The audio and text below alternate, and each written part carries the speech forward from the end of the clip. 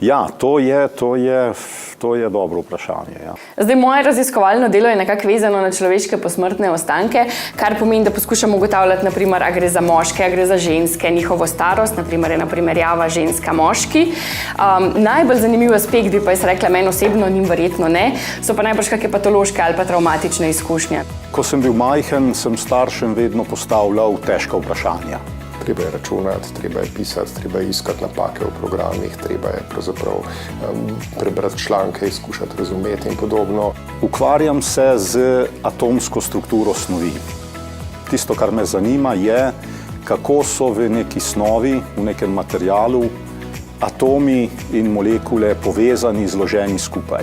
Seveda pedagoško delo je za nas zelo pomembno, delo študenti. Študenti so dosti bolj brihtni od kateregakoli profesorja. Po mojem je raziskovalno delo zelo pomembno, ker je pač gonilo napredka. To je, mislim, da jasno vsem.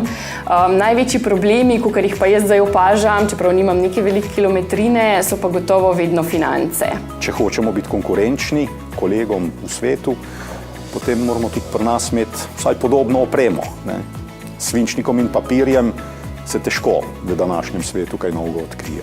Danes je astrofizika v veliki meri sodelovanje večjih skupin. Slovenci smo prerevni, da bi lahko plačali svojo udeležbo v taki skupini, praviloma mora biti za nas povabljena. Ta raziskovalna žilica, raziskovalna potreba, da bi vedel, da bi videl, da bi razumel, to je nekaj zelo globokega v človeku. Včasih ne veš točno, kaj delaš, ampak to je tisto, kar pač potem pripelje do novih odkritij.